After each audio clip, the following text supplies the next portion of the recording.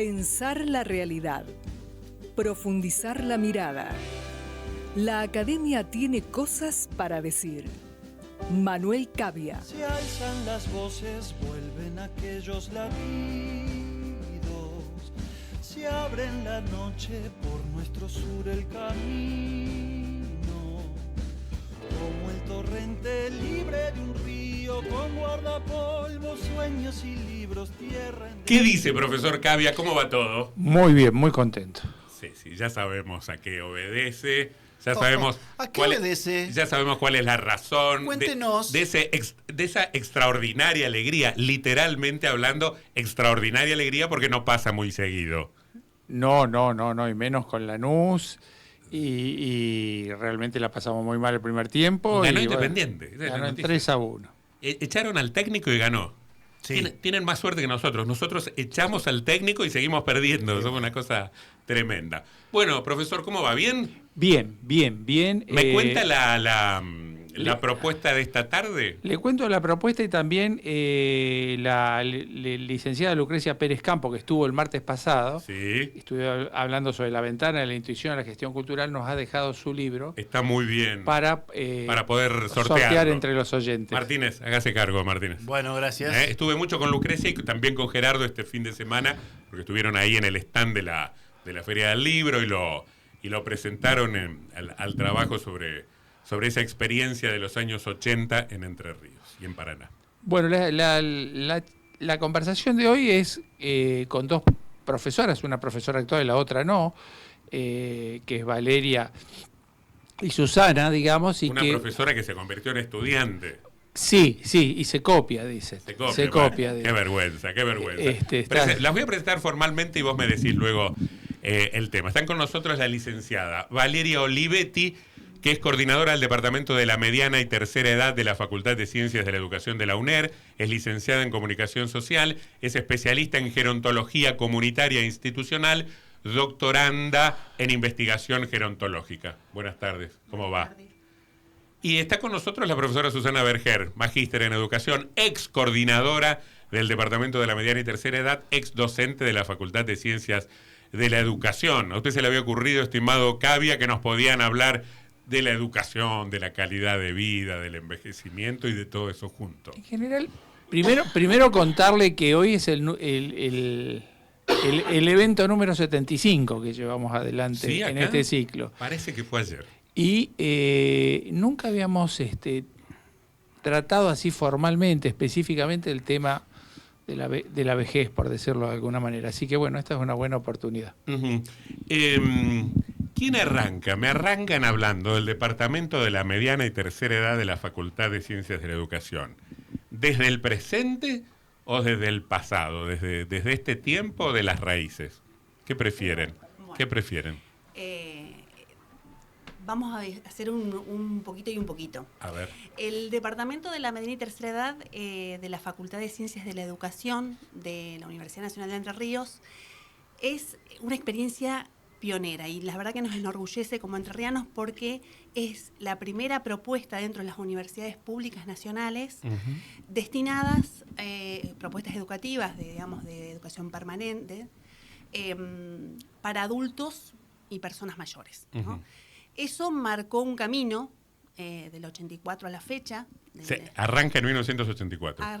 Con la universidad normalizada. Exactamente, con la democracia de la mano de la profesora Yolanda Darrié de Nux, que ella como docente de francés accede a una beca por ser profesora de francés en Toulouse y tiene la dicha de encontrarse con quien en esa universidad crea justamente lo que es la Universidad de la Tercera Edad, que es justamente una de las líneas que tiene lo que es la educación para adultos mayores, porque está la francesa y está la orientación también americana. Digo, hago esta especificidad porque la escuela francesa lo que tiene es que docentes universitarios daban clases a personas que se habían jubilado y querían ocupar su tiempo ocioso. A ver, para ver si pudiéramos trazar una línea temporal. Estas dos experiencias, la francesa y la norteamericana, ¿Se dan en qué momento? ¿Son simultáneas? ¿Cómo es? La francesa más o menos, Pierre Velaz crea lo que es en 1973, la primera. Sí. La americana es un poquito posterior, sí. pero tiene otro componente o otra impronta que tiene que ver que son los mismos estudiantes que dan clases. Claro. Entonces, en cualquier caso está buenísimo saber que si esas experiencias son del 70 en Francia, un poquito después en los Estados Unidos, muy rápidamente, no por esa cosa de importar cualquier cosa, imagino, ¿no? Que muy rápidamente, ya en los 80, ya había algo acá en la Argentina y particularmente en Paraná y en la Facultad de Ciencias de la Educación y en la UNER. Bueno, pero eso es la visión que tuvo en su momento Yolanda Darrié, porque ella, a través de una beca que obtuvo de la Embajada de Francia, pudo conocer la experiencia. Vino a la Argentina, en ese momento estaba la normalizadora Uranga. Marta Saldías Uranga. Marta Saldías Uranga. Y, se suma a esta propuesta de generar el departamento, que ya en ese momento ya era visionario, de llamar Departamento de la Mediana y Tercera Edad, con lo cual habla del curso de la vida, que uno no llega a la vejez como en paracaídas. ¿Sí? En 2 palabras, ¿qué era aquel proyecto? ¿Qué significaba? ¿Se daban clases de qué cosa? ¿Con qué perspectiva? ¿Con qué nivel? ¿Para qué era? La propuesta era transitar a las aulas de la universidad con otras generaciones, porque convivían con las carreras de grado, por el gusto de aprender. Esa era como la impronta de ese espacio que después... Sin título previo, sin exigencia previa, digamos. Sin exigencia previa, pero tampoco sin instancias de evaluación. No certificás saberes. Si bien es una propuesta que sale en el ámbito universitario, que se replica en... Hoy hay más de 86 propuestas en universidades públicas nacionales y privadas. Se replica... ¿Para la mediana y la tercera edad? Sí. Varía a veces. En el caso nuestro es de 35 años en adelante. Hay otras universidades que son los 55, hay otros que son los... Varía de universidad a universidad. ¿Y con qué contenido se arrancó? En ese momento, una de las primeras propuestas fue que estaba Rebeca, yoga, coro. Sí. Después también, siempre es una cuestión de anécdotas. En los primeros inicios del departamento había como Yolanda siempre cuenta, había como una carpeta donde la gente iba poniendo lo que quería hacer. Y a partir de eso iba generándose a veces conferencias sobre algún determinado tema, o si no alguna cuestión que tiene que ver con una cuestión más disciplinar. Después les voy a preguntar para dónde fue evolucionando eso. Pero quería preguntarle a la profesora Susana Berger, bueno, ¿cuál es su historia vinculada con el departamento? Bueno, ahora enseguida lo digo. También en relación a lo que Valeria estaba contando y este carácter de pionero que tuvo esta experiencia, ¿no es cierto?, a partir de esto que propuso la profesora Yolanda Darrié de Nux a las autoridades de esta facultad, que en esta universidad estaba recuperándose de la democracia y con la idea de de abrir y ampliar horizontes, ¿no? Sí. La idea de, es pionero en cuanto a lo que Valeria hablaba de los tiempos, pero también del momento que se empieza a hablar en el mundo de educación permanente, educación de adultos mayores. Claro. Ahí en 1977 hay una conferencia general de la UNESCO donde aparece esta idea de la educación permanente, ¿no? Una sociedad que cambia con transformaciones y la necesidad de educarse y de formarse en todas las etapas de la vida.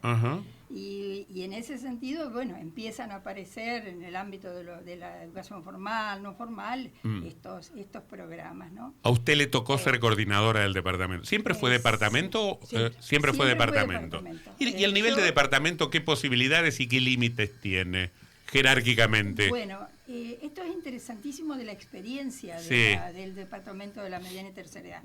Yo me incorporo ya habiendo transitado 15 años de historia del departamento, porque yo me sumo al equipo de trabajo del departamento en el año 98. O sea que ya tenía un recorrido. Un recorrido, ¿no es cierto? ¿Y usted se incorpora haciendo qué cosa?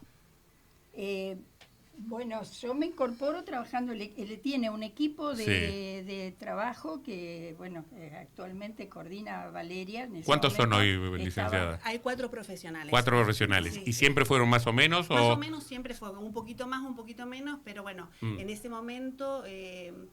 Yolanda estaba Yolanda al frente. Claro, ella era la directora del departamento. Y eso, perdón, ¿y eso eran en general docentes de la casa? ¿Eran cargos que se concursaban? ¿Cómo funcionaba eso? Eran, digamos, siempre han sido docentes, no siempre, pero la mayor parte de las veces docentes de la casa, de la Facultad de Ciencias de la Educación, y hay otras veces se fueron incorporando por algunas especificidades disciplinares. En el caso de Yolanda, ella era profesora de francés, claro, quien en su momento la acompañó, era una colega de ella, pero no era docente de la facultad. Digamos, otra de las integrantes fue con una fuerte trayectoria artística, que es la profesora Charo Montiel. Claro. También después se suma, que hasta el día de hoy está la licenciada Aurora Ruyú, que es de comunicación social. Hoy por hoy hay una psicóloga y hay una profesora en ciencias de la educación, digamos, como un perfil abanico, disciplinar, claro, que nos permite abordar estos espacios de una manera más integral. Y a propósito de ese cuadernito que registraba las demandas, ¿siempre se podían satisfacer? ¿Cómo decide los contenidos el departamento? Hoy por hoy hay como varios dispositivos. Uno tiene que ver con lo que nosotros llamamos las evaluaciones institucionales, que se hace año a año a todos los estudiantes, que se evalúa, a ver, cuáles las propuestas, el trato, la infraestructura, la accesibilidad, bueno. ¿Pero va cambiando? ¿Cambia todos los años? Todos los años. Todos los años cambia. Claro, por ejemplo, ¿y este año qué hay, por ejemplo? Y hay más o menos 40 propuestas. ¿40? Sí, acá, para que... Pero 40 quiere decir que todos los días hay alguna actividad del departamento. Yo brevemente, el departamento se organiza en 2 trimestres. Sí. Abril, mayo, junio, agosto, septiembre, octubre. Sí. Se organizan propuestas que tienen 5 ejes. Artístico expresivo, corporal, idiomas, ciencia y sociedad y estimulación cognitiva. Ajá. Esos ejes van variando las propuestas año a año. Hoy por hoy tenemos 40 que se distribuyen y que se van cambiando de un trimestre a otro, o de un semestre a otro, o de un año a otro. ¿Y tienen público permanente? Quiero decir, ¿hay alguien que tiene una inclinación por lo social, pero también tiene una inclinación y participa de diferentes contenidos? ¿O van rotando de acuerdo a las disciplinas, por decirlo de algún modo? ¿En cuanto a los docentes? No, en cuanto a los asistentes.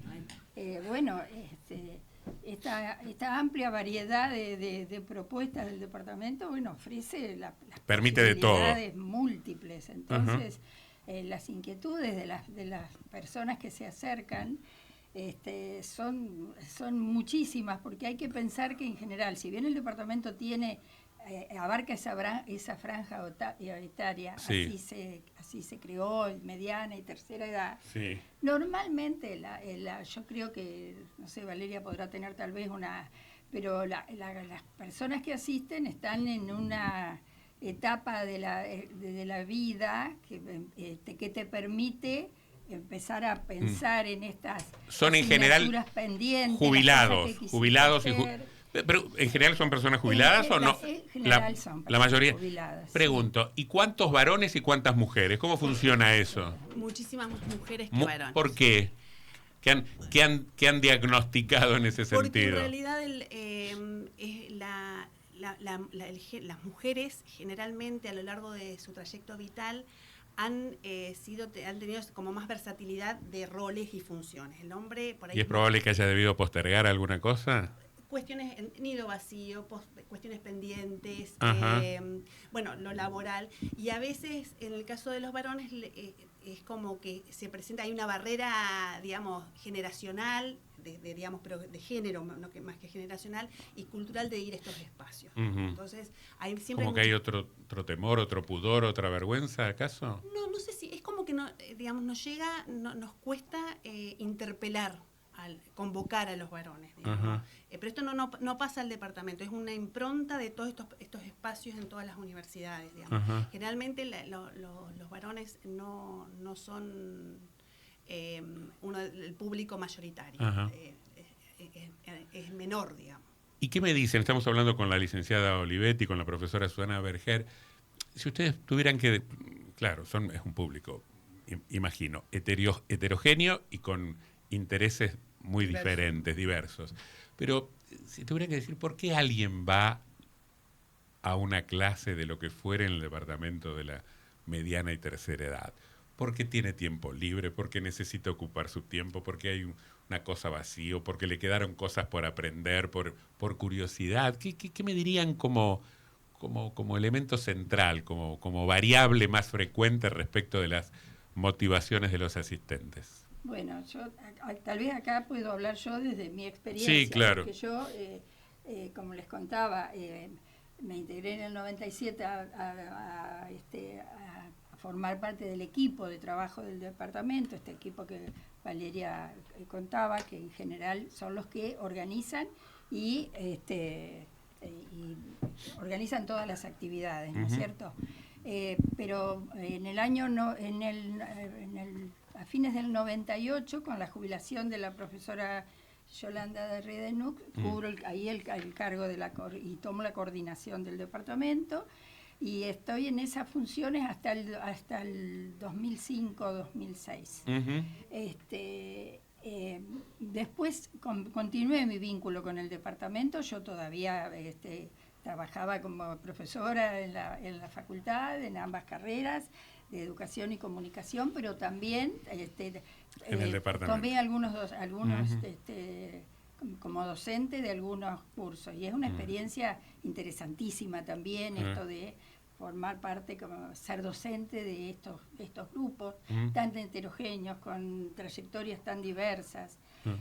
Y bueno, ¿por qué se acerca la gente? Porque yo misma también, una vez que me jubilé, en el 2014 me jubilé, y inmediatamente ahí empecé a formar parte de dos talleres, de los estudiantes, de los alumnos. Los estudiantes. Y bueno, yo creo que primero hay gente con... Esto es lo lindo de ser docente de estos espacios, pero también de participar, ¿no es cierto? Que tienen son espacios abiertos, donde hay transversalidad primero de las trayectorias que traen los estudiantes, su formación profesional, sus trayectorias laborales. Eso hace que sea riquísimo para poder compartir las experiencias. Yo, por ejemplo, formo parte de un taller que se llama Bitácoras de Lectura, que coordina el profesor Fabián Reato, y hace muchos años que formo parte de ese taller. Qué bueno. Y lo sigo haciendo. ¿Qué me permitió a mí esto? Bueno, yo en mi trayectoria profesional estaba acostumbrada y muy permanentemente a estudiar textos. A leer lo que la disciplina le exigía. Exactamente. ¿no? Y llega un momento que puede leer por placer, digamos. Y esto es riquísimo, y el espacio conjunto, con todas esas experiencias previas que traen estos adultos mayores, con todas sus trayectorias, es sumamente enriquecedor. Profesor, ¿qué preguntaría? Bueno, por lo que van relatando, este sello, digamos, de la tercera media de edad no tiene 42 años de existencia, lo cual no es menor, digamos, en un mundo, si bien hay un mundo democrático, digamos que tenga una continuidad. ¿Ha variado de alguna manera el lenguaje propio de la tercera edad, de la vejez? ¿Qué cambios hubo en ese sentido, en la conformación de ese nuevo lenguaje? ¿O si continúa con el mismo, digamos? A ver, en principio el gran desafío que tenemos hoy como sociedad es el envejecimiento poblacional, digamos. Cada vez va a haber más gente grande, con mayor expectativa de vida, claro. Y esto genera un desafío no solamente para los estados, sino para la sociedad misma. Entonces, primero ahí. Segundo, y en ese marco, con esa mayor expectativa de vida, que además con ciertas cuestiones de mayor cuidado, que le permite a la gente vivir más, bueno, tenemos todavía el desafío de no quedar entrampado en ciertos estigmas, prejuicios, estereotipos, porque a veces uno dice viejo y empieza a pensar en lo improductivo, en lo patológico, en la pasividad, y en realidad hoy hay, digamos, primero que no hay una vejez, vejeces, esto que estaba mencionando un poco Susana, ¿no? Cada trayecto vital, lo que más se diferencia de otras edades, cuando uno envejece, ¿no? Somos muy diferentes uno y otro. Esa diferenciación hace que justamente tengamos que estar más atentos a ser más permeables a esas particularidades de cómo se envejece y se es viejo hoy.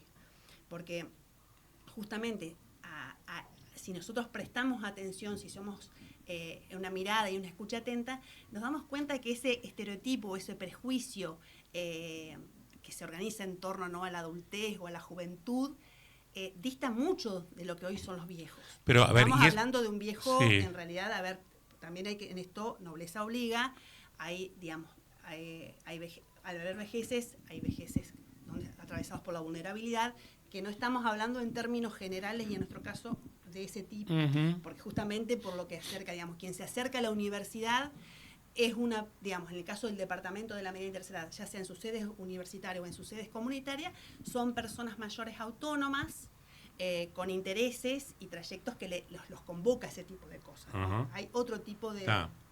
Pero quería preguntar si este perfil de estudiantado, no sé si es la expresión correcta, si ese perfil obliga a adaptaciones docentes muy específicas, ¿sí?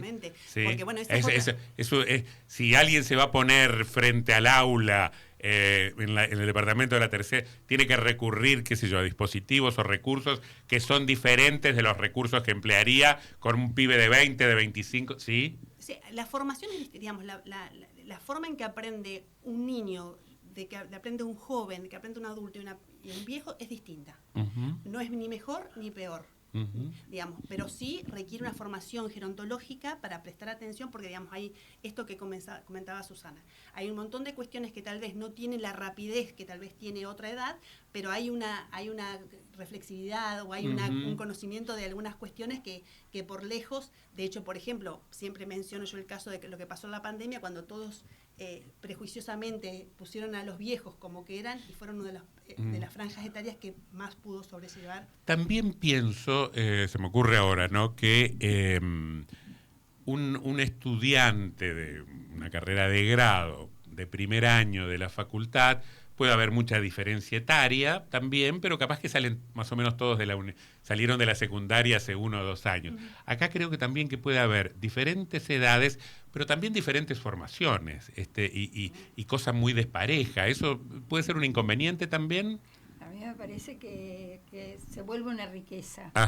Se vuelve una riqueza, justamente porque tal vez es un aprendizaje dialógico el que se puede poner en juego, y donde hay un docente que lógicamente que propone, que sugiere, que estimula, trabaja, supongo. que estimula, pero ese docente que puede lograr eso recoge del intercambio de sujetos con trayectoria, con experiencia, en distintos saberes, claro. No siempre de saberes académicos, y por supuesto. porque lo que por tienen supuesto. estos espacios es que están abiertos a todas las experiencias y todos los recorridos. Entonces, eso yo creo que se vuelve una riqueza en la variedad de temáticas, de campos disciplinares que se aborden, porque siempre lo que ha tenido el departamento de la mediana y tercera edad es una preocupación por brindar esto, o sea, saberes múltiples, ¿no es cierto?, en lo físico, en lo relacionado con la salud, en las diferentes disciplinas, en los idiomas, y bueno, y todo eso me parece que esa condición de estos sujetos que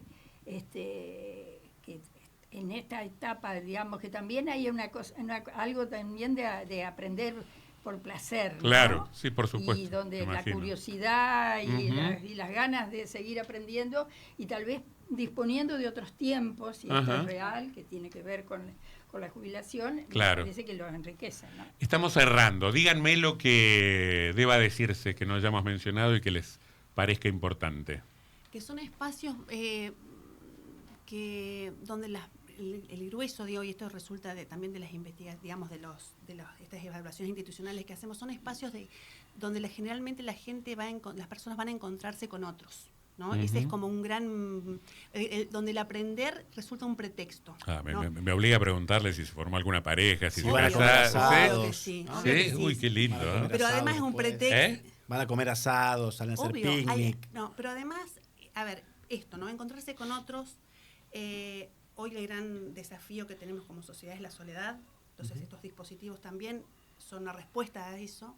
Pero además también la interpelación o la propuesta, la invitación que hace cada propuesta educativa del departamento tiene que ver en pensar a la persona desde el lugar de la potencialidad, de lo que se puede, ¿no? De un lugar, de un rol protagónico, claro. ¿no? Decir, bueno, a ver, lo que me toque en suerte, pero poniéndole el cuerpo, la voz y la... Entonces yo creo que eso tiene que ser como el eje, o digamos, la idea central de estos espacios, que es el departamento, pero también son los otros que se llaman PUAM, porque nosotros somos como la definición rara, todo se llaman programas universitarios para adultos mayores. Claro. Entonces, esto, ¿no? Un pretexto donde el aprender resulta un pretexto para encontrarse con otros, para poder para ir contra determinada idea de pasividad, ¿no? Exactamente. Y ahí hay como una reconfiguración o una reinvención propia, subjetiva, del viejo que va a estos espacios o el adulto que vamos, ¿no? Pero también de lo que al otro muestra, ¿no? Porque decía, mira, que yo, no sé, me ha pasado abuelos y nietos, y decía, pero claro, mira, el viejo aprende al celular o la videollamada, o bueno, o puede temas de conversación en el núcleo familiar, que a veces, muchas veces hay ese maltrato implícito, ¿no? Entonces son lugares que habilitan y facilitan en otro rol. Profesor, ¿quiere decir algo para cerrar? Sí, breve. Creo que en estos espacios, como diría Serrat, la vida se sienta a tomar un café con uno, digamos, ¿no? Y este es un espacio de hoy donde los adultos podemos mayores... seguir serrateando y decir que todos llevamos un viejo encima, profesor Gaby. Podríamos decir, pero en este caso... Usted lo tiene un poco más cerca que yo, que me falta mucho. Sí, pero yo estoy en mejor condición que usted, está muy arruinado. Es probable. Le voy a decir que desde que nacemos... Estamos envejeciendo, claro. Digo, como para... Claro.